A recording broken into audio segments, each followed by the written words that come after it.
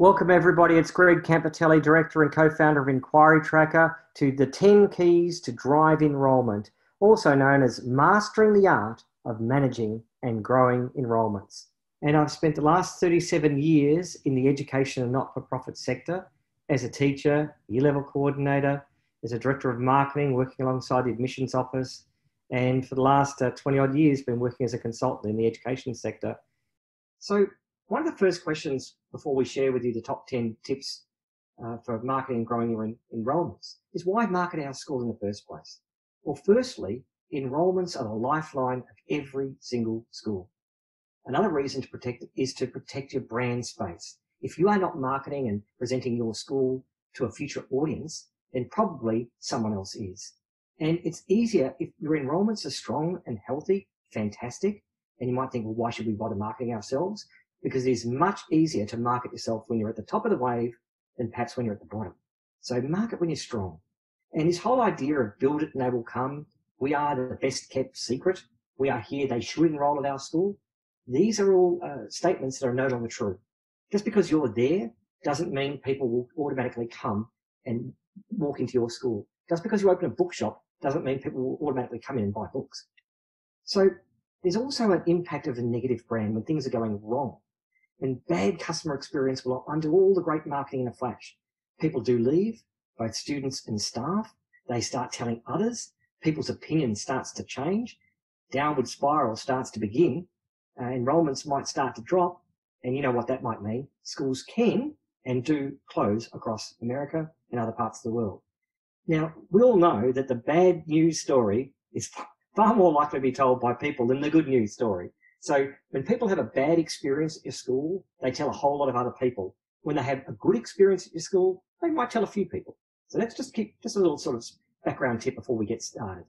Another little perspective I want to share with you is that we're living in a changing market and the expectation of service and product has increased each year. We're living in a very consumer-driven aspect of life in all facets. Think about utility companies, insurances and hotels, phones, computers and TVs. Our expectation of these products is increasing all the time. And so too is our expectation of the education sector. We're living in a highly competitive environment. And speaking of which, there is no shame or embarrassment in understanding who your competitors are. And that could be a Catholic school, it could be a public school, it could be a charter school, or it could be a private school.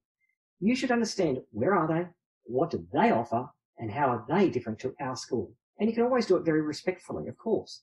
Learn and understand the difference between you and your key competitors. We're living in this really changing market. Once upon a time, people were the grateful, humble client. They sent their children to school and they were grateful for the experience of their education. Now that's shifted. We've seen the rise of the customer. I am the customer here. My expectation of service, because I think I'm a customer, has profoundly changed. And this leads to a changing expectation on their behalf of what a school does provide. So if you think about the lens of the future parent as a customer, and as soon as they see themselves as a customer, that means they are buying a product, which indicates a transactional relationship between the parent and the school. And the schools are now being viewed as businesses, and if not businesses, large organisations. Many schools, particularly high schools or senior high schools, have a large budget and a large staff. And parents are often paying fees for these. And it's regardless of the amount, their opinion is still the same. I pay good fees regardless of the quantum of the amount of money. So therefore, there's an expectation of excellence. There's a greater willingness to challenge when things are going wrong because I'm the customer here, I have rights. And it can become quite adversarial. And we're seeing right across the United States of America the rise of what we call the helicopter family. When they're upset, I'm going to pull my kids out and take them somewhere else. Parents want great facilities, they want highly qualified and dedicated staff, and they want great customer service. But wait for it, the landscape can change quickly because a school could open down the road and suddenly there could be more pressure on you. Or we could have something like this happen to the world, which is the greatest earthquake that any of us have experienced in our lifetimes. COVID has changed everything for us. And right now, whether you're in Australia, America, Canada, New Zealand, the UK, or Europe, wherever you are in the world, this has affected you. And it's affected schools like never before. So if we talk about that, Schools now need to focus on marketing and comms more than ever before. We need to reach out and engage with those future families because they will provide a valuable influencer. They are the people having the conversations online with their friends about what school they will send their child to. They're chatting in the street or at the proverbial or metaphorical water fountain, but they're doing it much more online than ever before.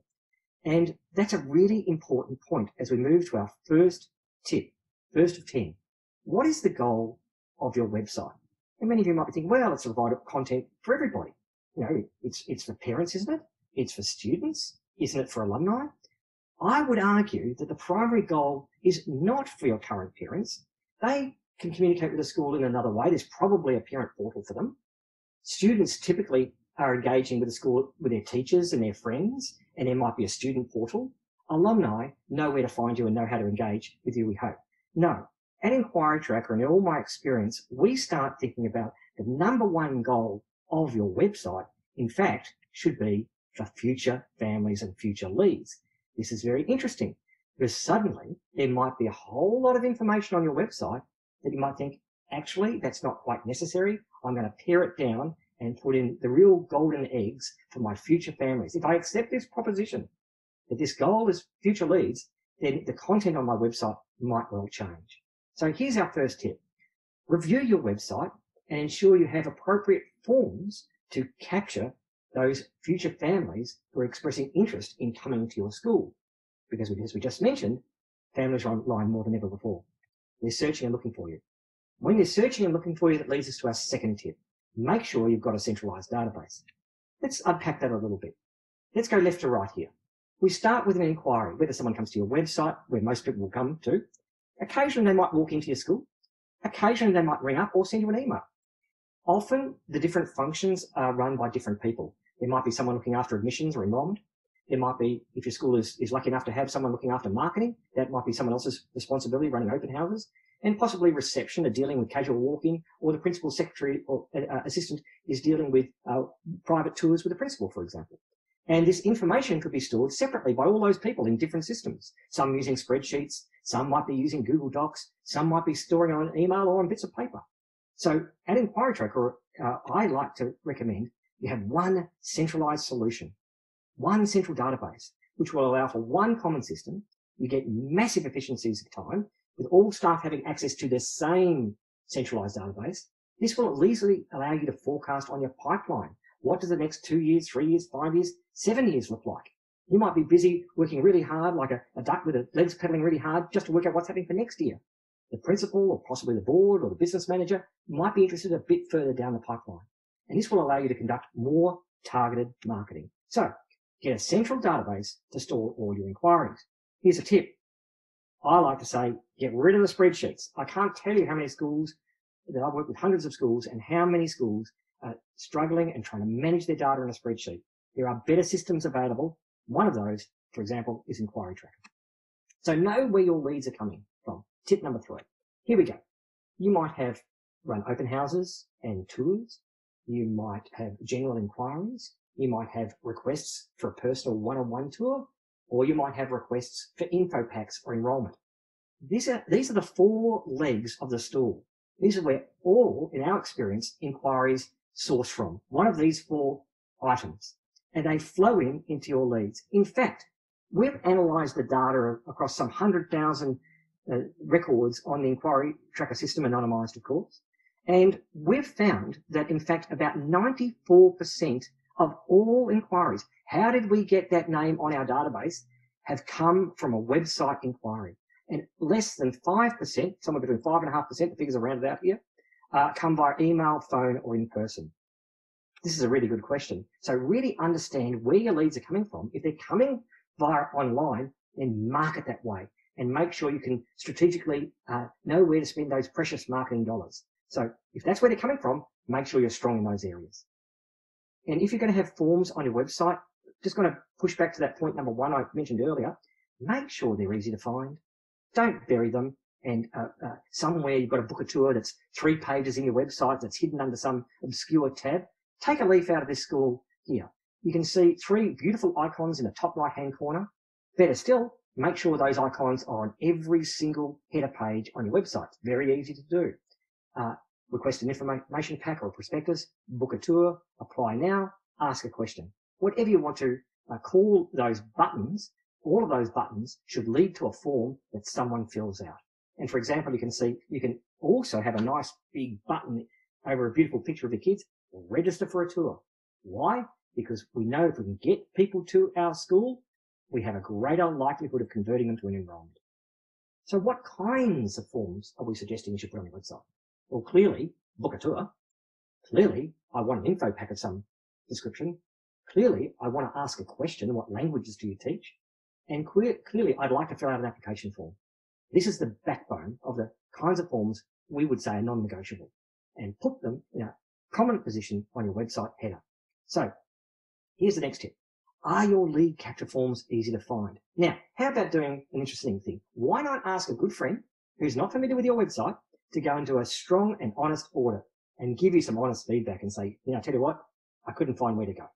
And if that's the obvious answer and you have to tell them how to find it, there's a slight problem. Make it easy, because more leads will equal a greater likelihood of conversion or enrollment. If you get more at the top of the funnel, more will be there at the bottom of the funnel. So make sure in tip number 5, when people are filling out those forms on the website, you say, oh, well, we've got a form on our website, and we ask them their first name and last name, and they hit submit. Well, we would argue perhaps you could ask a few more questions. So the first thing is to understand that you have to collect the right data. And we like to think there is 3 types of data questions you should be asking. One is around audience. So let's get the key student information. What is the child's name?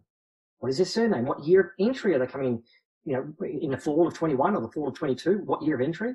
And is it, a freshman? What year is their intake year level? And what interests does that student have?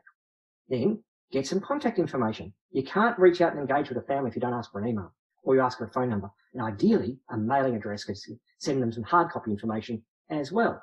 People do occasionally like to receive some hard copy in the mail. It's a kind of nice thing to receive. Then make sure to do your analytics. You can ask things like lead source and how did you hear about us? Was it a Facebook campaign? Was it a magazine ad, a radio commercial, or what have you? So ask these various questions. And don't overload. We're not suggesting asking 20 or 30 fields. So limit, you can ask the fields, ask the questions, but you might limit which ones are mandatory with a little red star. You don't have to make every single field a mandatory field. You can give some light and shade. We strongly like to encourage you to have data entry aids like pick lists. So you can see if you've got 5th grade and 8th grade and 10th grade at sophomore, having that as a pick list means that people can't do typographical errors. If you've got pick lists, you should be able to create interesting charts and analytics. Also, I mentioned earlier, you could ask areas of interest. So if your school's got an art program or a STEM program or a coding club or perhaps a music program that you'd like to build out and start, why not ask those questions? Because you could suddenly say, gee, we've got a whole lot of people interested in a dance program.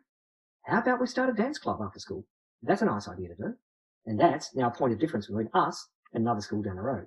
Don't forget to ask extra siblings. If a parent is inquiring about one student, maybe they have a brother or sister. And therefore, if you get the second sibling's details, now you are starting to gain valuable and precious information about your future pipeline, not just the first student that they're inquiring about. And again, if you're a high school or a senior high school or an elementary school, make sure you find out what other school those children are already at. So if it's an elementary school, they might be the kinder or an early learning centre. If it's a senior high, what high school they're at, etc. So track the schools and make sure people put the information in. Then you can run some interesting analytics. So greater understanding of your pipeline is really powerful. And if you're segmenting your audience and not treating everyone as the same, you are treating the year, the grade 8s, the 8th graders, for 2022 will be treated very differently to the first graders of 2025, for example. So don't treat them all the same. When you start getting people to fill out forms, you've got to engage and follow up. There is nothing worse. And the greatest brand damage experience of all would be someone filled out a form on your website and I never heard from them. And I've heard this before. I rang the school, I left a message, no one rang me back. Well, that's the deal breaker if that's the standard operating procedure. You must be tight here. And this you won't hear me negotiate on these points. So let's go through a scenario where someone fills out a general inquiry on your website, a lovely form, and they want some kind of prospectus, information pack, or view book, whatever you like to call it. So they've found the form on your website. They've filled it out. You've made it easy to complete. Now it's time to amaze them and where you really go into your own. What do I mean by that? Well, the first thing they do on day 0, they filled out the information pack. Why not thank them via email automatically for their interest? And why not make that personalized? So, dear Nicola, thank you for your interest in our academy. As requested below, please find a link to our info pack or view book. And please don't hesitate to let me personally know what you are looking for in education for your families. I would be glad to help. Simple, personalized, clean emails are the key in simple conversational style, and treat people as an individual. If you got this email instantly after filling out your form, within seconds, you'd be pretty amazed that that's what's happened. Then perhaps 1 or 2 days later, why not send them a package of information? Oh, you wanted you requested this information pack being sent to you, perhaps on our music program. Why not send them something beautiful and relevant in the mail so it lands on their desk? Then let's say 5 days, 6 days, 7 days might have passed. Why not make a phone call? Ring up, ask them about the packages they've received, maybe ask a few more questions, discover their child's area of interest and their concerns. You could even, dare I say, invite them in on a tour because we know how important that would be. And then again, maybe another week or 2 weeks have passed. Why not send them another email following up on that earlier package and that earlier conversation, or again, re-inviting them to that tour? This is a standard operating procedure that you can institute at your school, and it can be fully automated with systems like what we offer. And so think about engaging and building a structure that looks like this and is not overwhelming if you use technology. We know that the goal is to get a future family to visit your school. So they might have requested that information pack, and we're saying we're trying to get them here for a tour. And whether it's an open house or a school group tour, principals might want to run a group tour every month, or it's a one-on-one tour if you offer those. You might have some social events, information evenings, even shadow days.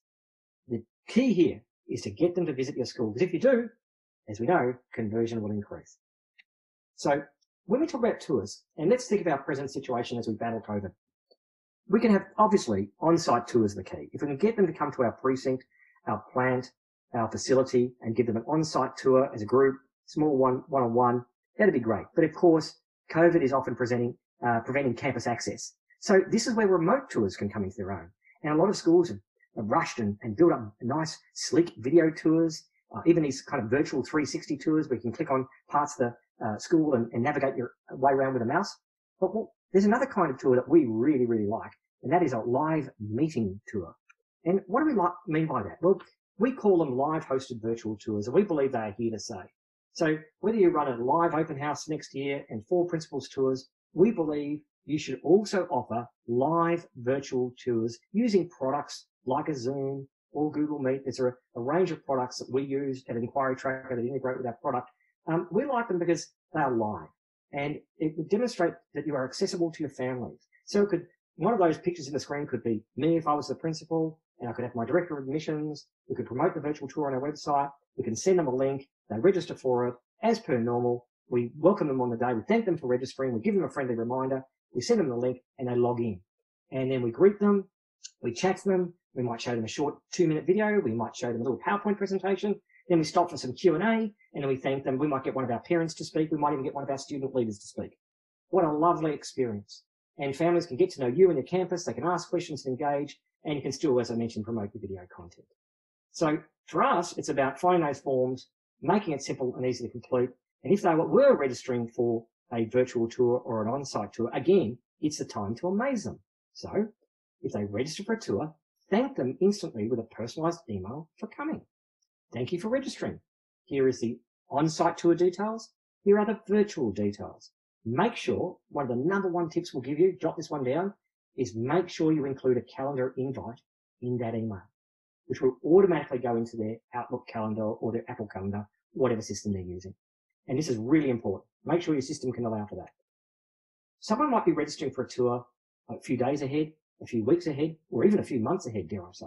So people, even though you've sent them a thank you, the registering email, and you sent them a calendar invite, they still might forget. So why not send them an automated, personalized reminder 1, 2, 3 days before?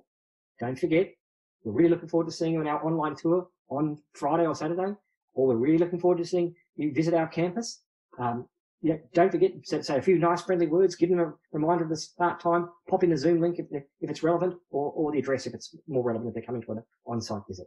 A nice thing to do. This can be automated. Use technology. Then create a great first impression. If it's virtual, you know what to do. If it's on-site, why not put students to do the meet and greet? Make sure that the environments look fantastic. And you only get that one chance to create that remarkable first impression. Don't forget to thank them. After people come to the tour, how many of you send a thank you for coming email? Hopefully there were a few nods of the heads then. Make it personalised, send it the next day, and why not pop in a simple survey question with 3 questions in it? That'd be nice. How did you find your experience? Any thoughts or suggestions? Ask for that feedback in a quick survey. Now, of course, what to do with people who don't show? Well, why not, again, use technology and send a fully automated, personalised email to the people who forgot to come. And you could automatically invite them to an alternative tour or alternative experience. Again, a very professional thing to do, whether they came and registered or they forgot to come and didn't check in. You can do both, and you can do both automatically. And then maybe a week, maybe 2 weeks later, you could call families to see if they've got any questions or concerns. And they might say, gee, I really was very impressed by the principal and the director of music. Do you have any information on your music program or your coding program? And you might say, of course, I'll send that to you in the mail. And then follow up. Don't forget, if you promise, follow up. Don't say you'll do something and not do it, because they'll remember that even more. So again, get those standard operating procedures nice and rock solid. And we would suggest these are best practice procedures. And if you are sending timely and personalised communications, you will find demand for your school or your college will grow and increase, and your conversion ratios will soar. Don't forget to leverage your assets. This is tip number 7. What do we mean by that? There's lots of assets in the school. We're just going to zero in on one of your greatest assets. What we believe are your student ambassadors. Why not create a structured student ambassadorial program? The whole job description, a whole opportunity to do roles. One of those could be placing them in a position of leadership, giving them a badge, and saying part of your job is to welcome visitors to our open day or our school tours. And this will create an enormous buzz within your students. Why not give them an iPad and do check-in for you as they do the meet and greet as families arrive? Even more exciting. And this will create great enthusiasm amongst the students. Don't forget, it'll create enormous enthusiasm amongst those students' current parents. And those future parents who are coming onto your site are going to be pretty blown away. Because those students, for example, if they're holding an iPad and using a system like Inquiry Tracker, you can do the check-in, you can work out whether they're a returning family or a first-time family and what year of enrolment they're seeking to enter.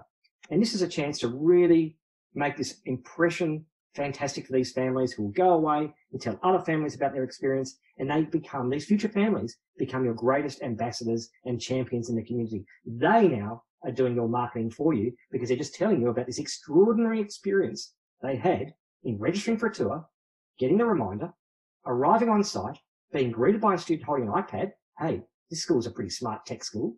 They ask a few questions about us and our family. We go further up the driveway. They split us into 2 groups because they know some are returning families and some are first-time families. Don't know how they knew that. And I had a great tour. The next day I got a beautiful email from the Director of Admissions thanking me for coming. And my friend who forgot to go got the sorry we missed you email. Very, very sleek. Very, very impressionable. Don't forget, treat families as individuals. So no one likes to be treated as a group. Everyone wants to be remembered. Here's some key questions you need to understand. When will the student be a potential applicant to start at the school? Are they starting next year, or are they starting in 6 years' time? You'd probably send different comms to those 2 different constituent groups. What are the students' interests? If a child tells you, or a parent tells you their child loves coding, probably don't send them information around the dance group, and vice versa. Speak and capture areas of interest and communicate with them about that. And think about the level of engagement that family has with you. Are they a new family to the area? Have they just moved in? Have you been able to chronicle their historical interactions with you and that family? Or is it a current family at the school? You would treat them and engage with them quite differently. Know and record the interactions between you and that family. And again, one thing I'll just zero in on, get those students, when they're checking those families in for that tour, ask and check boxes around their areas of interest. So if they like robotics or maths or chess, record it. And then if you do so, and then you send them communications about that, you will be speaking to them and understand and know their child. And that means this school knows and cares about my child. I'm very happy. And in fact, I become your greatest raving fan. One of our mantras at Inquiry Tracker is to try to turn future families into raving fans. So be a good listener. You know, one chap once told me, you've got two ears and one mouth. Greg, use them in that proportion. So be a good listener. Listen more than you speak. So again, if you might have heard this thing called Net Promoter Score, you will be familiar with this question. How likely are you to recommend this company, this product, this college, this school, this event to a friend or colleague? You'll have all been asked this question after doing a product purchase with some of the major companies across America. And you have this 0 to 10 experience. 0 is pretty bad, 10 is pretty fantastic. And in fact, if you have the 0 to 6 experience, they actually think that's a detractor, believe it or not. It doesn't cut off at 4. The 7s or 8s are what's called passive. And what you want to be is at the 9s or 10s. And there's a whole mathematical formula for working out what's called NPS or Net Promoter Score. Just Google it. And what you want is you want a nice high Net Promoter Score of somewhere, 8 and above. And you might be trying to say, well, one of our goals next year is to move our Net Promoter Score from 8 to 8.5 or 8.5 to 8.8. And away you go. So don't forget to survey people, and why not get those student ambassadors involved and get them to analyse the results of your open day or your open house, and dare I say, get them to provide some suggestions for improvement. Suddenly we are listening to our student ambassadors to make our experience for future families even better. And finally, the last tip I'll give you is analyse the data. Now, we like to think, hey, pose yourself 10 quick questions. How many families that attended an event last year have already submitted an application to your school? How quickly could you get that answer? What have worked better than others? I ran 2 open houses last year and 4 discovery days and 1 shadow day. Which one was best? How many students are in your pipeline for next year, 2, 3, or even 5 years out? Do I know how families hear about our open house and what school of origin did they come from? And how do they actually connect and get on our system? Do I know that? And what is their current relationship with our schools? Are they current families? Are they an alumni of our school? And if I'm a high school or a senior high school, do I know which elementary school they might be at? Or if I'm an elementary school, what kindergarten or early learning centre are they at? Could any of you plot a geographical map of all your inquiries? And another question is, how many applications have you received for the next 5 years with a breakup based on gender, for example, and your event group? These are relatively straightforward questions and reasonable questions that a principal might ask. They might walk into your office and say, how many private one-on-one tours have been conducted this year? When I ask these questions to most schools, many schools struggle to get the information easily. They can get it, but they might have to down tools for a few days to get the information. So without going on too deeply here, we've built a product called Inquiry Tracker that does everything I've spoken about today in one system. And of course, this is professional development. You can reach out and engage with us and learn about that system at your leisure. There's a bonus tip. Wait, there's more. We said there's 10, but I'm actually giving you 11. Here's the final tip. Most schools say to me, Greg, we know the number one reason why people chose our school is because of word of mouth. I want to say word of mouth is not a reason for selection. It's an outcome of the great marketing work you are doing or not doing. No one chooses a school because of a sexy looking website or a beautiful looking billboard or a great looking ad they saw in a newspaper. It's a combination of all these elements that says, gee, I've heard a lot of good things about this school. So we like to think about 3 kind of divisions here: brand, engagement, and ambassadorship. So at brand, we're talking about the collateral, the prospectus, your website, your brochures, the facility. What does the plant look like? What's the customer service like when people arrive? The signage, how are they greeted at reception? Do they get the concierge experience? What are your comms like? Don't forget your academic results. Many schools hide from their academic results, whether it's an elementary school going up to the junior high or a high school going off to college. Don't shy away from publishing your academic results, and you want the trend line to be going upwards. If you're offering uniform at your school or an appropriate dress code at your school, make sure that your students are wearing their dress code with pride, and staff. So great uniform or dress code starts with how the staff are dressed. Schools cannot exist in silos. Many schools have great community programs and social justice programs, community outreach, music groups going down to the aged care facility and playing some beautiful music for them. This is about reaching out and not being an island. Engage with your community in a genuine way and use your ambassadors, your staff, your students, your alumni, your current parents, your past, and your future and current parents can all be engaged as to be your greatest ambassadors. These are all parts of creating great word of mouth. Well, thank you, everybody. I hope you've enjoyed that. We really would love you to reach out and engage with us at Inquiry Tracker.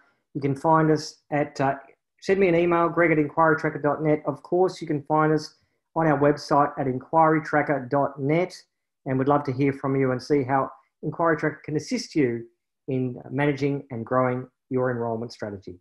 Thank you.